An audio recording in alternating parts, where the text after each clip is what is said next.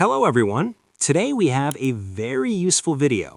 If your phone shows a full Wi-Fi signal but says connected without internet or no internet access, you are likely dealing with a network configuration glitch. I will show you exactly how to adjust your connection settings so you can get back online immediately. Let's get started. First, open your phone's main settings app.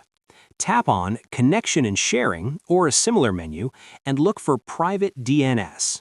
Simply make sure it is set to Automatic and tap Save. This step is crucial because if your phone is trying to use a specific broken DNS server, it won't be able to translate website names into data.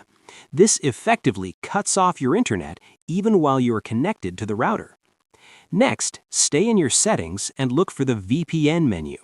Check to see if any VPN service is currently running or connected. Simply toggle any active VPN off and close the app.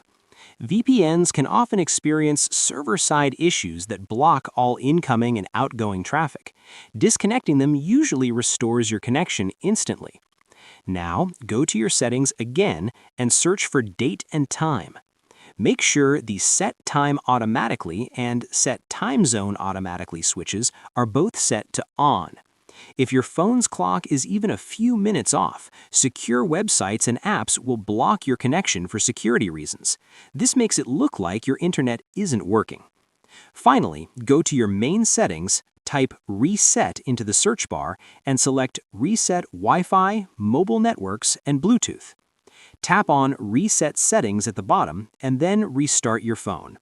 If you don't see this fix your connection, then simply unplug your Wi-Fi router from the wall for 30 seconds and plug it back in. I hope you found this guide helpful. If you did, please give this video a thumbs up, share it, and subscribe. Thanks for watching.